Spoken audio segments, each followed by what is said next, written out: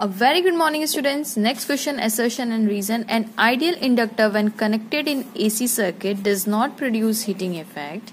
अब heating effect produce नहीं कर रहा तो हीटिंग इफेक्ट किसकी वजह से होता है? आई स्क्वायर आर आता है फॉर्मूले में, राइट? अब ये कह रहे हैं डजंट प्रोड्यूस हीटिंग इफेक्ट. कौन? Ideal inductor. आइडियल इंडक्टर मतलब आप यहाँ पे एक इंडक्टर लगा लीजिए और इसको एक एसी सोर्स से सप्लाई कर दीजिए, ठीक है? लेट्स इसका वोल्ट कितना है? V. तो अब वो बोल रहे हैं कि ideal inductor when connected to AC source does not produce heating effect through दो it reduces the current in the circuit. लेकिन फिर भी करंट रिड्यूस हो रहा है. आप समझ रहे हैं? यहाँ पे जो करंट है वो आई जा रहा है, यहाँ पे जो करंट जा रहा है वो आई जा रहा है. अब अगर करंट आई जा रहा है तो पहले हीटिंग इफेक्ट क्या होता है हम जानते हैं, आई स्क्वायर आर. अगर हीटिंग इफेक्ट जीरो है, अगर H को इन्होंने जीरो बोला है यानी आई स्क्वायर आर जीरो, तो इन दोनों में से जीरो क्या होगा? I can not be equal to zero, क्योंकि अगर आप बैटरी एसी सप्लाई कर रहे हो तो करंट तो निकलना ही है. इसका मतलब क्या जीरो है यहाँ पे आर जीरो है. और सही भी बात है, एक आइडियल इंडक्टर का रेजिस्टेंस जीरो ही होता है. करेक्ट है, सही है ना? क्योंकि ये रेजिस्टेंस कहाँ ऑफर करता है? रेजिस्टेंस करंट में ऑफर होता. चलिए मैं समझाती हूँ. यहाँ पे देखिए, सिंपल सी भाषा समझते हैं हम लोग. आई और आर में से दोनों को एक को जीरो होना पड़ेगा. I can not be equal to zero, तो आर जीरो. करेक्ट है. तो रेजिस्टेंस इसका जीरो होगा.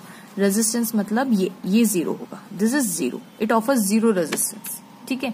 लेकिन वो कह रहे it reduces the current in the circuit. Though it reduces the current in the circuit. बात तो सही बोली कि करंट तो वो मतलब करंट को तो रिड्यूस करता है. अब करंट को रिड्यूस करने का काम है हमारे रेजिस्टर का, क्योंकि रेजिस्टर रेजिस्टेंस ऑफर करता है करंट के फ्लो होने के लिए, मतलब वो रुकावट पैदा करता है. करेक्ट बात है. अब जब रेजिस्टेंस जीरो है तो फिर रिड्यूस क्यों हो रहा है करंट? और आइडियल इंडक्टर ऐसा ही करता है. तो असर्शन तो बिल्कुल सही है. असर्शन इज एब्सोल्युटली राइट कि हाँ ऐसा होता है. लेकिन इसका मतलब जब आप इंडक्टर लगाएंगे ना, आइडियल इंडक्टर की खासियत ये होती है कि हीट प्रोड्यूस नहीं करता है, हीटिंग इफेक्ट नहीं करता है, क्योंकि उसका रेजिस्टेंस जीरो होता है. तो फिर इंडक्टर में होता क्या है जो करंट को अपोज करता है? बिल्कुल सही है. देखिए कॉइल है, कॉइल में क्या चेंज होगा? फ्लक्स, क्योंकि एसी है, कभी plus minus plus minus plus minus, तो करंट भी किसी इंस्टेंट में plus minus plus minus plus minus होगा. तो अगर इंक्रीजिंग करंट होगा तो इसमें क्या होगा? Flux change. फ्लक्स चेंज होगा तो क्या डेवलप होगी? Induce EMF. इंड्यूस ईएमएफ होगा तो इंड्यूस करंट, और इंड्यूस करंट की जो डायरेक्शन होगी वो कुछ इस तरीके से होगी जो इसके करंट को अपोज करेगी. तो क्या इसमें रेजिस्टेंस का रोल आया? बिल्कुल नहीं. इसमें किसका रोल आया? फिर इसमें रोल आया इंडक्टिव रिएक्टेंस का, जिसको हम एक्सेल से नाम देते हैं, ठीक है? तो हम ये भी तो जानते हैं ना कि आई किसके बराबर होता है? V by XL. तो यस, एक्सएल की वजह से करंट का रुकावट पैदा हुई ना. बिल्कुल सही है.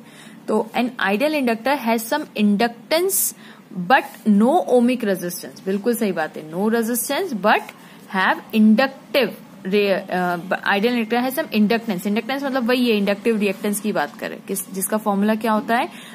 Omega into L.